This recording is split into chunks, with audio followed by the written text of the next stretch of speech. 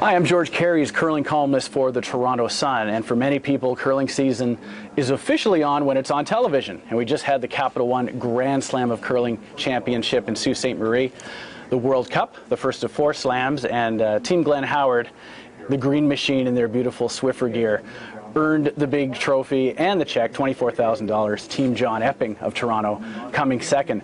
But there could be a battle brewing between the curlers and the Canadian Curling Association. A bunch of years ago in 2001, these two sides had a knockdown, drag-knuckle fist fight, and it lasted 3 years. And it was all over the creation of the Grand Slam circuit. Now, the players want to change the rules of the game for the second slam, which is going to take place in Kingston, Ontario in mid-December. They want to implement the 5-rock rule. Now, I'll try and keep this simple. 17 years ago, they created the free guard zone. And with that, the 3-rock rule. And the idea was you can only take out a stone that lands in the free guard zone on the 4th shot of the end.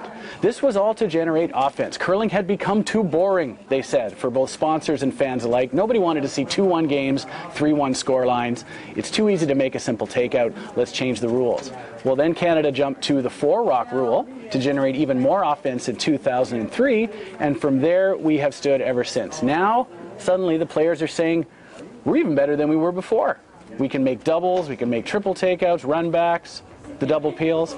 Let's change the rules to 5-rock. Well, I'm of 2 minds here. The first is that, hey, if they want to test this out, let them test it out. Nothing wrong with that, even though the Grand Slams are 8 ends and not 10 ends, which is what you play in Canadian and world competition. The CCA, however, doesn't want to sanction the slam in Kingston for this test, which means that the players would not get Olympic qualifying points on their road to Sochi 2014. That could cause a real problem with the players. They could end up canceling the test. There could be all kinds of bad blood just 2 years out of another Olympic year. I say let them do the test.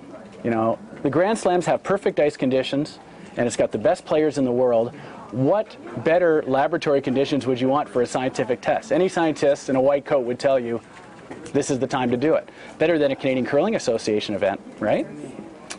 We don't know where this story is going to end, folks. There is another slam coming. Who knows what rules they'll be playing in mid-December. I'm George Carey's. Hurry hard.